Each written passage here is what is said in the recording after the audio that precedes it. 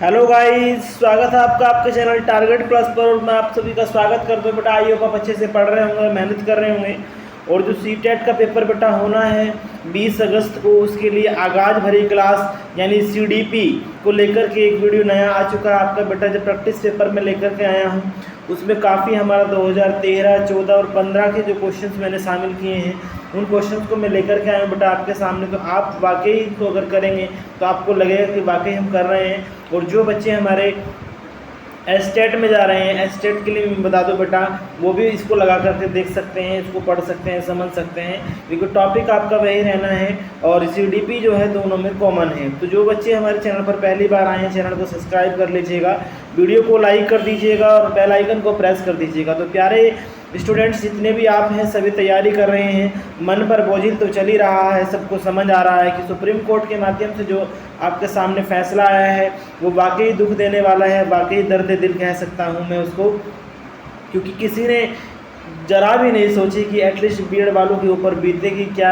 या बीएड वाले कई स्टूडेंट तो ऐसे हैं जिन्होंने मुझे बताया कि सर खाना तक नहीं खाया है, पता नहीं चल रहा है कि जीवन में होगा क्या, कैसे होगा, समझ नहीं आ रहा है।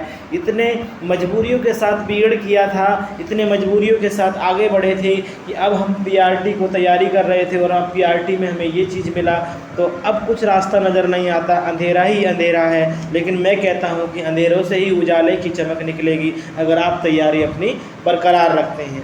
तो प्यारे स्टूडेंट शुरू करते हैं आज का प्रैक्टिस पेपर। जो बच्चे जा रहे हैं बेटा, जो पेपर मैंने तैयार किया है, ये जो पेपर है ये सेकंड पेपर वालों के लिए थोड़ा अच्छा है क्योंकि उनका लेवल हाई होता है, तो मैं उसी को लेकर के आपके सामने आया हूँ।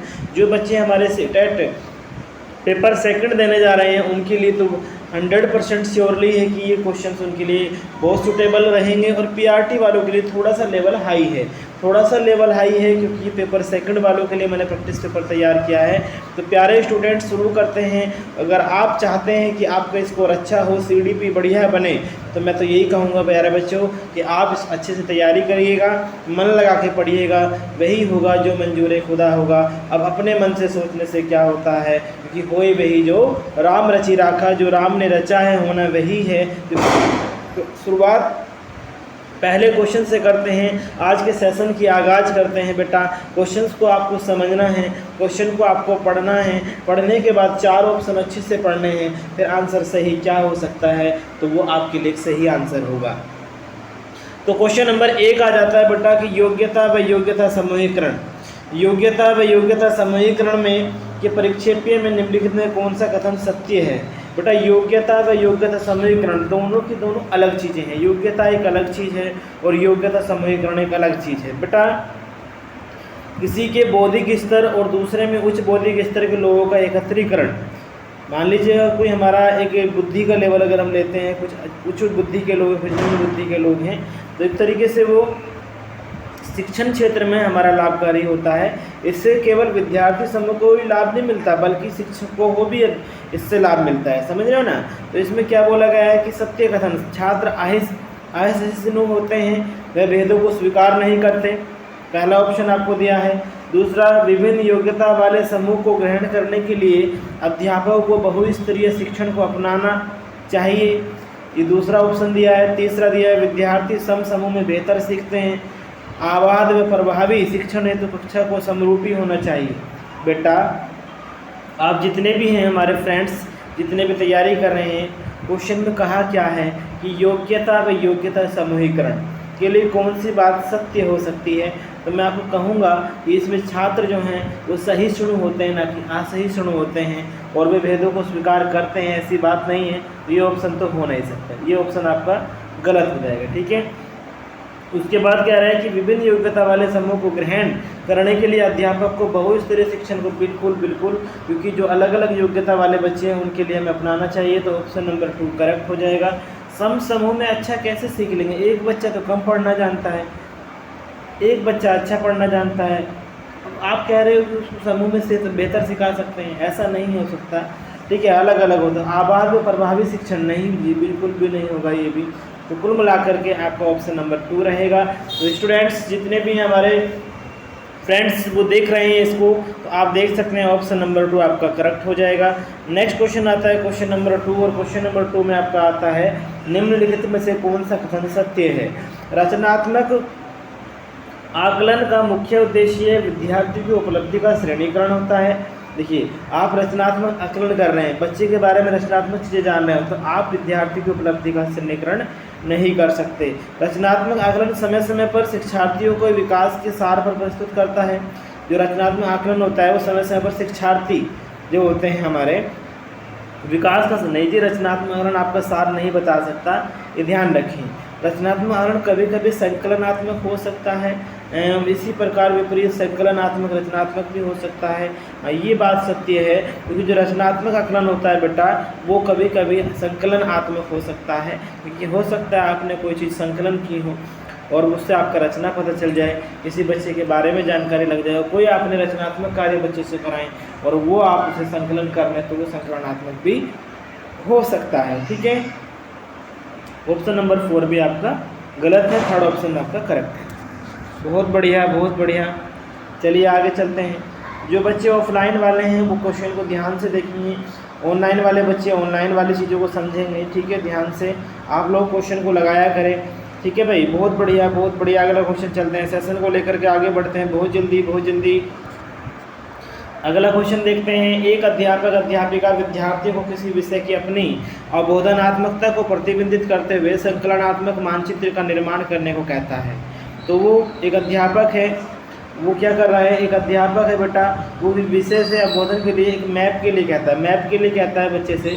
तो वो क्या है, छात्रों के मुख्य बिंदुओं का सार लिखने की क्षमता का परीक्षण कर रहा है, ये छात्रों की उपलब्धि के मूल्यांकन हेतु शीर्षकों के विकास का प्रयास कर रहा है, ये विद्यार्थियों की स्मृति को धीमा गति से जागृत कर रहा है, या रचनात्मक आकलन कर रहा है। तो बेटा इसमें आपको ध्यान रखना है कि जो वो कह रहा है कि बच्चे मैप बनाओ, बच्चे मैप बनाएंगे तो उनकी रचना देखना चाहता है कि बच्चा जो है क्या करना चाहता है। तो ऑप्शन नंबर क्या हो जाएगा, 4 आपका हो जाएगा करेक्ट आंसर। क्लियर, चलते हैं आगे, चलते हैं अगला क्वेश्चन देखते हैं। अगला क्वेश्चन आपका आता है कि ब्लूम के पुनर्संशोधित, जो ब्लूम का पुनर्संशोधित वर्गीकरण है जो मूल्यांकन के क्षेत्र को प्रदर्शित करता है।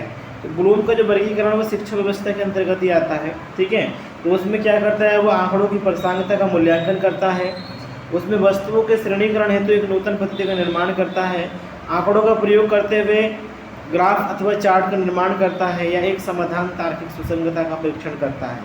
बताइए, ब्लूम टैक्सोनॉमी आपने पढ़ी होगी, ब्लूम टैक्सोनॉमी आपने पढ़ी होगी, बताइए। बिल्कुल बिल्कुल, थोड़ा सोचा करें भाई, थोड़ा सोचा करें। अब समय है जांचने का, परखने का। अब समय गया कि आप अब डिटेल में जो कोई जानकारी लेना चाहते हैं तो वो समय नहीं रहा है। आज 15 तारीख स्वतंत्रता दिवस है और आप सभी को टारगेट प्लस चैनल की ओर से मैं आपको बहुत बहुत बधाइयाँ देता हूं, लेकिन बहुत बड़ा दुख भी होता है कि स्वतंत्रता दिवस पर बीएड वालों से जो छीना गया है वो अच्छा नहीं हुआ है, वो बिल्कुल भी अच्छा नहीं हुआ है। लेकिन उसको लेकर के अब हम हाथ पर हाथ रख के नहीं बैठेंगे बेटा। तो जितने भी फ्रेंड्स हैं, जितने भी मेल सिस्टम है, जितने भी फीमेल सिस्टम है, महिलाओं ने तो पता नहीं कैसे कैसे बीएड किया था और कितनी कितनी मेहनतों के साथ कहाँ से पैसा अरेंज करके, लेकिन कोई सुनने के लिए तैयार नहीं है। इस पर ज़्यादा हम बात नहीं करेंगे क्योंकि जितना बोलते हैं उतना दर्द झलकता है। कुल मिलाकर के हम बात करते हैं सीटेट पेपर की। पेपर का क्वेश्चन में ब्लूम टैक्सोनॉमी क्या कहती है, तो ब्लूम टैक्सोनॉमी कहती है कि इसमें जो आपका प्रदत्त आंकड़ों की प्रासंगिकता का मूल्यांकन करना बिल्कुल नहीं कहती। उसके बाद दूसरा, वस्तुओं के श्रेणीकरण हेतु एक नूतन पद्धति का निर्माण करना नहीं कहती, आंकड़ों के प्रयोग करते हुए ग्राफ बनाना नहीं कहती, एक समाधान तार्किक सुसंगतता वाला परीक्षण है। तो ये कहता है आपका ब्लूम टैक्सोनॉमी। तो ये हो जाएगा आपका फाइनल आंसर। ओके, बिल्कुल बिल्कुल है। नेक्स्ट आता है आपका वंचित शिक्षार्थियों के साथ व्यवहार करने के संदर्भ में अध्यापक अध्यापिका को निम्नलिखित मूल्यों में से किस में विश्वास व्यक्त करना चाहिए। जो वंचित शिक्षार्थी हैं उनके साथ व्यवहार करने के संदर्भ में जो अध्यापक अध्यापिका हैं आपके, ठीक है, जितने भी स्कूल में हमारे टीचर्स हैं, अध्यापक अध्यापिका हैं, को निम्नलिखित मूल्य में किस में विश्वास व्यक्त करना चाहिए। किस में विश्वास व्यक्त करना चाहिए, विद्यार्थी से किसी प्रकार की मांग ना होना, विद्यार्थियों द्वारा स्वीकृति हेतु आघात्मकता व क्रोध का प्रयोग करना, छात्रों की सफलता हेतु व्यक्तिगत उत्तरदायित्व या समुचित व्यवहार की कुछ अपेक्षाएं। जल्दी जल्दी तो बेटा छात्रों की सफलता है तो व्यक्तिगत उत्तरदायित्व जो होता है उसमें व्यक्तित्व का विकास होना चाहिए, उसमें हमें विश्वास व्यक्त करना चाहिए। तो ऑप्शन नंबर 3 हो जाएगा आपका करेक्ट आंसर। बिल्कुल, सेशन को बढ़ाते चलिए, सेशन को शेयर करते चलिए। जो बच्चे दूर हैं जिनको प्रैक्टिस पेपर नहीं मिल पा रहा है, कोई बहुत सारे चैनल बेटा प्रैक्टिस पेपर को बेच रहे हैं। देखिए वैसे ही आप लोगों की स्थिति खराब है, बेचने का समय नहीं है, फिलहाल आपकी तैयारी को अच्छा करने का समय है। तो फिलहाल बेचने का उद्देश्य नहीं होना चाहिए, आप लोगों तक प्रैक्टिस पेपर पहुँचे और एक सटीक प्रैक्टिस पेपर पहुँचे बेटा। तो जो क्वेश्चन है ये हमारे पास मैं आपको दे रहा हूँ बेटा, जो PDF तैयार करी है वो 13, 14, 15 के क्वेश्चन को मिसलेनियस करके जो अच्छे क्वेश्चन थे वो उठाए गए हैं और उनका एक संकलन मैंने आप तक प्रस्तुत किया है। तो उसको लेकर के आप समझ सकते हैं बेटा कि कितनी मेहनत के बाद ये तैयार होता है, कितनी मेहनतें लगती हैं। लेकिन आप लोगों का एक लाइक और एक कमेंट्स की ज़रूरत होती है, तो हमारा मन भी अच्छे से वर्क करता है। लेकिन आप हमारे साथ हैं और हम तुम्हारे साथ हैं, तो चलने में कोई दिक्कत नहीं है। मिलकर के काम करते रहेंगे बेटा, आगे बढ़ते रहेंगे, क्योंकि हमारा काम आप लोगों को सपोर्ट करना है और आप लोग आगे बढ़ते रहें, यही हम चाहते हैं। क्वेश्चन में कहता है बेटा, नेक्स्ट क्वेश्चन, बिल्कुल आ जाइए भाई। ऑफलाइन वाले बच्चे जितने भी हैं ध्यान से समझिएगा, क्वेश्चन को आंसर दीजिएगा। ऑनलाइन वाले बच्चे भी लगाएं और अपना आंकड़ा बताएं कितना आपने प्राप्त किया। जल्दी क्वेश्चन को रीड कर लेते हैं। किस पद्धति का उपयोग करते हुए हकलाने की समस्या से निपटा जा सकता है? हकलाने की समस्या, स्टरिंग, ठीक है। तो इसमें सबसे पहला है परिणामकारी वोक, प्रैग्मेटिक स्पीच, लंबित वोक, प्रोट्रैक्ट स्पीच, अनुश्रुत वोक, डिटेक्टेड स्पीच या प्रवर्धित वोक या प्रोलॉन्ग स्पीच। बताइए जल्दी। तो हकलाने की समस्या है बालकों में, वो केवल और केवल आत्मविश्वास में कमी दे देती है। बच्चा कई बार आत्मविश्वास खो देता है, ठीक है। तो एक तरीके से उसको सही करने के लिए आप क्या करेंगे, बच्चों में एक अस्थिरता आ जाती है तो उसको स्थिरता देने की आप कोशिश करेंगे।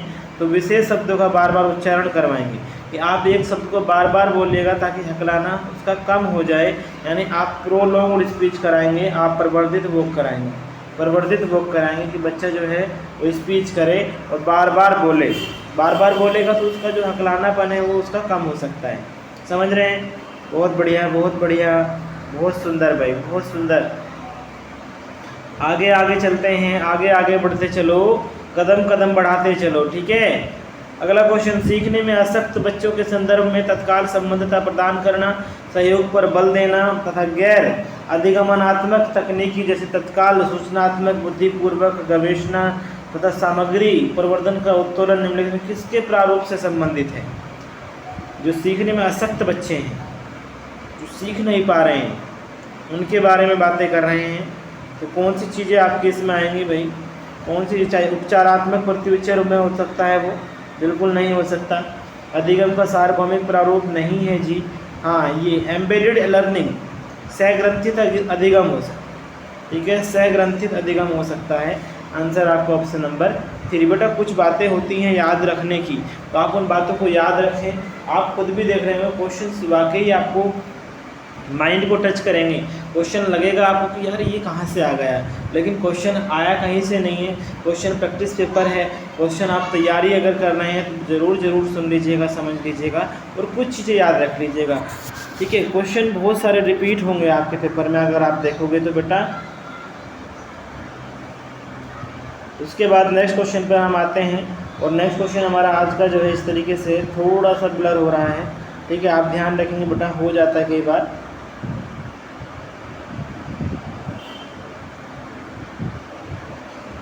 बताइए, एक समावेशी शिक्षा वह होती है जहां समस्याओं का आधिकारिक समाधान करने की संभावना की दृष्टि से बच्चों की सक्रिय भागीदारिता रहती है। दूसरा, अध्यापक प्रत्येक अधिगमकर्ता के लिए विविधपूर्ण व सार्थक अधिगमनात्मक अनुभव हेतु परिवेश का निर्माण करता है। जब तक आकलन की पुनरावृत्ति होती है तब तक प्रत्येक अधिगमकर्ता न्यूनतम श्रेणी प्राप्त न कर ले। विद्यार्थी को भार कम करने के लिए अध्यापक केवल अनुमोदित पुस्तकें ही पढ़ाते हैं। बिल्कुल नहीं करेंगे ऐसा, तो ठीक है, बाहर कम से बच्चे को आना चाहिए, न्यूनतम श्रेणी प्राप्त नहीं करा सकते आप, ठीक है। और आधिकारिक समाधान करने की संभावना से बच्चों को सक्रिय भागीदारी रहती है, ऐसा भी नहीं है समावेशी शिक्षा में। तो ये रहेगा आपका ऑप्शन नंबर 2, जो आपका है कि सार्थक अधिगमनात्मक होता है समावेशी शिक्षा में। ऑप्शन नंबर 2 आपका हो जाएगा करेक्ट आंसर। उसके बाद नेक्स्ट क्वेश्चन 9 आता है। 9 में कहता है कि आपसे निम्नलिखित में कौन सा असाइनमेंट या प्रदत्त कार्य प्रतिभाशाली विद्यार्थियों के लिए उपयुक्त होता है। पहला ऑप्शन विभिन्न विषयों को ध्यान में रखते हुए विज्ञान की एक नई आदर्शात्मक पुस्तक का निर्माण करना। दूसरा ऑप्शन संपूर्ण कक्षा की अपेक्षा उसे अपनी पाठ्य पुस्तक को शीघ्र प्राप्त कराना।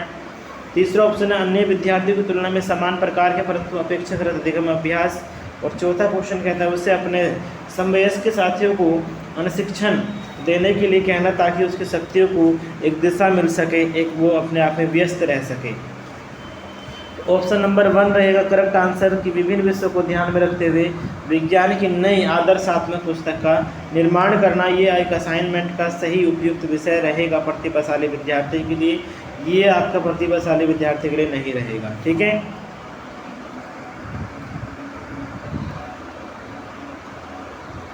अगला क्वेश्चन आपका आता है। अगला क्वेश्चन देख लेते हैं। अगला क्वेश्चन में है कि विद्यालय को छोड़ने वाले विद्यार्थी के नियंत्रण की दृष्टि से सरकारी संगठनों द्वारा संस्था के स्तर पर विभिन्न उपाय किए गए हैं। निम्नलिखित में कौन सा कारण स्थानीय के स्तर से जुड़ा है जिसके कारण बच्चे विद्यालय छोड़ देते हैं। बताओ बच्चे विद्यालय क्यों छोड़ देते हैं? बच्चे विद्यालय क्यों छोड़ देते हैं? बच्चों में इससे भली भांति व्यवहार करने की आवश्यकता के प्रति अध्यापकों का संवेदनशील ना होना। नहीं, ऐसा नहीं है। जो बच्चे अनिवार्य पाठ्यचर्चा को स्वीकार नहीं कर पाते उनके लिए विकल्पात्मक पाठ्यचर्चा का न होना, ये चीज़ें हैं जो बच्चों को समझ नहीं आ रहा है। अगर वो स्वीकार नहीं पा रहे हैं तो उनके लिए कुछ ऐसा लाया जाए कि बच्चा समझ सके, ताकि वो, क्योंकि वो कुछ चीज़ें ऐसी पढ़ रहा होता है जो अनिवार्य होती हैं और उसको समझ नहीं आती हैं, तो बच्चा इसलिए क्या कर देता है, स्कूल को छोड़ देता है। श्यामपट वाला कोई दिक्कत नहीं है और अध्यापक को समय उपयुक्त वाला कम आय देना भी कुछ नहीं है। तो ऑप्शन नंबर 2 हो जाएगा आपका करेक्ट आंसर। क्वेश्चन नंबर 11 आपका आता है और 11 में अगर आप देख रहे हैं तो बताया गया है कि अधिगम अक्षमताएं सामान्य या उससे अधिक बुद्धि लब्धांक वाले बच्चों में पाई जाती हैं। अधिगम अक्षमता का मतलब होता है जो बच्चे पढ़ नहीं पा रहे हैं, जो बच्चे पढ़ने में अक्षम हैं। बताइए, अधिगम आसक्त वाले बालकों में विभिन्न बीमारियां होती हैं, डिसलेक्सिया, डिस्थीमिया, डिस्मोर्फिया। पढ़ नहीं पा रहा बच्चा, भ्रम में रहता है, बच्चा लिख नहीं पाता है। इस परिवार के वातावरण को इसमें देखा जाए तो समस्या या उससे अधिक बुद्धि लब्धांक वाले बच्चों में पाई जाती है। ऑप्शन नंबर 1 है।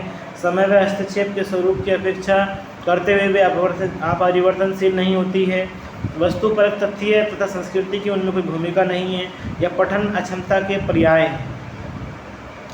तो इसमें आपका जो है बुद्धि लब्धांक वाले बच्चों में पाई जाती है जो सामान्य या उससे अधिक, ये जो क्षमताएं हैं अधिगम अक्षमता जो है सामान्य या उससे अधिक वाले जो बच्चे होते हैं उसके अंदर ये पाई जाती है। अधिगम अक्षमता बच्चा वही नहीं पढ़ पाता, सामान्य से ऊपर है लेकिन सही से नहीं पढ़ पा रहा। समस्या समाधान प्राय उन विद्यालयों में सफल है। अगला क्वेश्चन है बेटा ये आपका नेक्स्ट क्वेश्चन 12। समस्या समाधान प्राय उन विद्यालयों में सफल है जहाँ केवल क्या होता है, केवल उच्च स्तरीय शैक्षिक उपलब्धि पर ही बल दिया जाता है। अध्यापक केंद्रित शिक्षा शास्त्र प्रभावी है। अपरिवर्तनशील लचीली पाठ्य चर्चा है। कक्षाओं में छात्रों का समसमीकरण उपलब्ध है। सोचो जल्दी जल्दी, तो बेटा वहीं पर बल दिया जा सकता है। विद्यालयों में उसी में सफल है समस्या समाधान जहाँ लचीली पाठ्य चर्चा, यानी ऑप्शन नंबर 3 आपका रहेगा। ऑप्शन नंबर 3 आपका जो है वो करेक्ट आंसर हो जाएगा। ठीक है, तो ये आपको ध्यान रखना, ऑप्शन नंबर 3। अगला क्वेश्चन आपका आता है क्वेश्चन नंबर 13।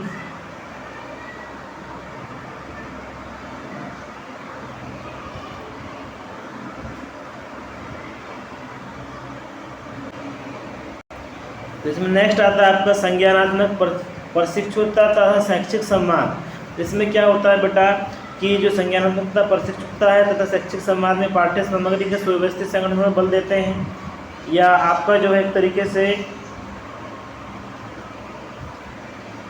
बल देते हैं। कुशलता की प्राप्ति हेतु व्यवहारिक प्रशिक्षण की आवश्यकता पर बल देते हैं, या अधिगम को एक सामाजिक गतिविधि के रूप में ग्रहण करते हैं, या आगमनात्मक तार्किकता के अनुप्रयोग पर आधारित होते हैं।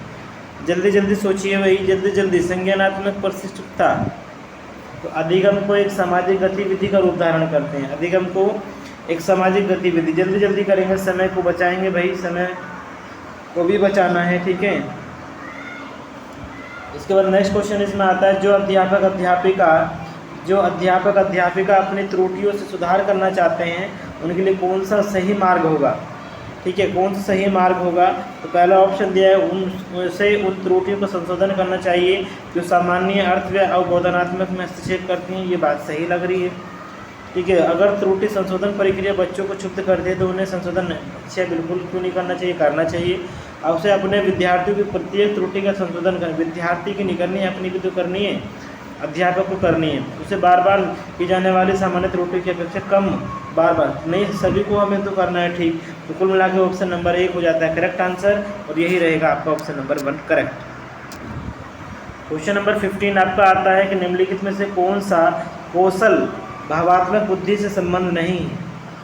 नंबर 1, भावनाओं की आलोचना, कक्षा सहपाठियों के साथ मैत्रीपूर्ण व्यवहार, भावनाओं के प्रति जागरूकता और भावनाओं का प्रबंधन।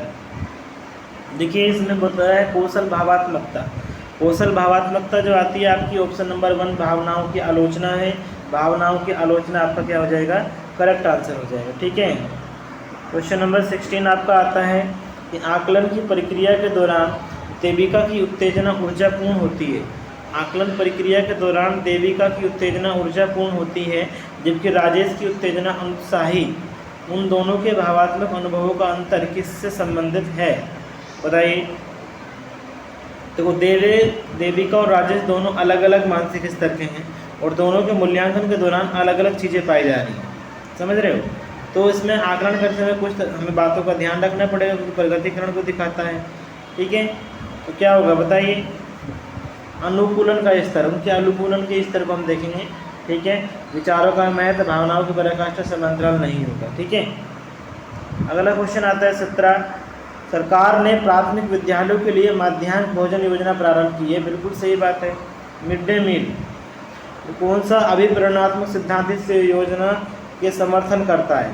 तो संज्ञानात्मक, मानवीय, व्यवहारवादी या सामाजिक संस्कृति, बताओ ये क्या कहेगा आपका। एक संज्ञान है या मानव की प्रक्रिया है, तो व्यवहारवादी, तो व्यवहारवादी है। ठीक है, व्यवहारवादी है। 18 क्वेश्चन आता है आपका, बच्चों के व्यवहार को समझने के लिए विद्यार्थियों के घर के वातावरण का महत्वपूर्ण स्थान होता है। ठीक है, तथा इससे प्राप्त सूचना को प्रभावशाली शिक्षा शास्त्र के निर्माण से जोड़ा जा सकता है। ये तथ्य अधिगमित किस सिद्धांत से, बताओ। वातावरण का जो महत्वपूर्ण स्थान है और शिक्षा शास्त्र के निर्माण से उससे जोड़ा जा सकता है, तो किस सिद्धांत में आएगा। रचनावादी, कंस्ट्रक्टिविस्ट, सामाजिक रचनावादी, सोशल कंस्ट्रक्टिविस्ट, व्यवहारवादी, बिहेवियरिस्ट और पारिस्थितिक इकोलॉजिकल, बताइए जल्दी। तो वो आएगा आपका सामाजिक रचनावादी। सामाजिक रचनावादी ऑप्शन नंबर 2 क्या हो जाएगा, करेक्ट हो जाएगा। ठीक है, उसके बाद नेक्स्ट क्वेश्चन आपका आता है 19, और 19 रहेगा कुछ इस तरीके से, कक्षा में ध्यान देने योग्य वाले बच्चे से व्यवहार करने के लिए कौन सा उपाय सर्वाधिक लाभकारी हो सकता है, बताइए।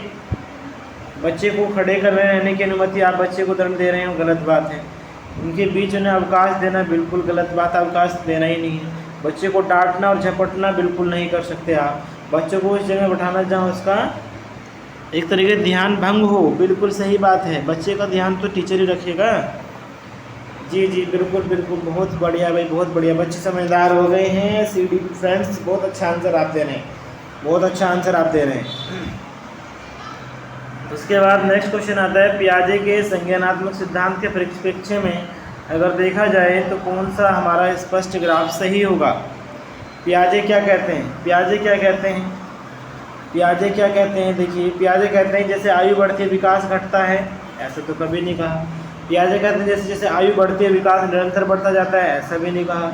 पियाजे कहते हैं जैसे जैसे आयु बढ़ती है विकास का लेवल बढ़ेगा लेकिन सतत नहीं बढ़ता, ये बात ठीक है। ये कह रहे हैं कि पहले जब ऐसे आयु बढ़ेगी विकास तेज होगा, फिर बंद ना हो जाएगा, स्लो हो जाएगा, ऐसा नहीं है। तो ऑप्शन नंबर 3 आपका करेक्ट आंसर रहेगा। ठीक है, 21वां क्वेश्चन है, एक अध्यापिका ने पाया कि विद्यार्थी वर्ग बनाने में कठिनाई अनुभव कर रहा है। उसने अनुमान लगाया कि वह हीरे का चित्र बनाने में भी कठिन अनुभव करेगा। तो उसने निम्नलिखित में किस सिद्धांत पर आधारित होकर यह अनुमान लगाया, बताओ। एक अध्यापक ने अनुमान लगा लिया है कि कोई विद्यार्थी है जो अनुभव कर रहा है कठिनाई का, तो कैसे बात बनेगी, बताओ। वो एक विकास निरंतर यह होता रहता है अलग अलग लोगों के लिए विकास की प्रक्रिया भी अलग अलग होती है। ये विकास एक व्यवस्थित क्रम में होने की प्रवृत्ति से संबंधित है। यह विकास की प्रक्रिया एक उत्परिवर्तनीयता होती है। बताओ जल्दी। ऑप्शन नंबर 3 क्या होगा करेक्ट आंसर। विकास के एक व्यवस्थित क्रम में होने की संबंधता है। उसके बाद नेक्स्ट क्वेश्चन आता है 22। मानवीय विकास में आनुवांशिकता एवं परिवेश की भूमिका के संदर्भ में निम्नलिखित में से कौन सा कथन समुचित है। जल्दी। विकास के विभिन्न क्षेत्रों में आनुवांशिकता एवं परिवेश का परिवर्तनशील है। भारत सरकार की विभेदात्मक क्षतिपूरकता संबंधी नीति मानवीय विकास में प्रकृति की भूमिका पर आधारित है। परिवेश की भूमिका लगभग स्थिर सी रहती है जबकि आनुवांशिकता का प्रभाव परिवर्तित हो सकता है। यह व्यवहारवाद का सिद्धांत। पूछा क्या है मानवीय विकास में आनुवांशिकता के परिवेश, आनुवांशिकता के परिवेश, आनुवांशिकता का ही रहेगा ना, आनुवांशिकता एवं परिवेश की बात कर रहे थे। ठीक है जी, बिल्कुल बिल्कुल। ये क्या हुआ भाई इसमें। अच्छा, ये एडिटर से बेटा जो है पीडीएफ पूरी नहीं हो पाई है। 8 क्वेश्चन आपके इसमें रह गए हैं, 8 क्वेश्चन रह गए हैं। जो हो जाता है कि बार जल्दीबाजी में ऐड कर दिया होगा, पता नहीं चल पाया। ठीक है, तो ध्यान से आप ध्यान रखेंगे। कोई बात नहीं बेटा, अच्छे से आप मेहनत करो, पढ़ते रहो। मैं और आपको ला दूँगा प्रैक्टिस पेपर जो भी बनेंगे। इसमें अभी फ़िलहाल 22 क्वेश्चन का ही आप प्रैक्टिस कर लेंगे। गलती से हो गया है एडिट में कि नहीं हो पाया, शायद उसमें ऐड हो जाता है कई बार जल्दी में कि वीडियो भाई लाना होता है और ध्यान नहीं रहा होगा। तो आप सभी तैयारी का आगाज़ करते रहें। 20 अगस्त वो टाइम होगा जब आप परीक्षा दे रहे होंगे और आपका जो माइंड होगा जो कहेगा वही आप आंसर लिखेंगे। तो तब तक के लिए बेटा खुश रहिए, मुस्कुराते रहिए एंड टेक केयर।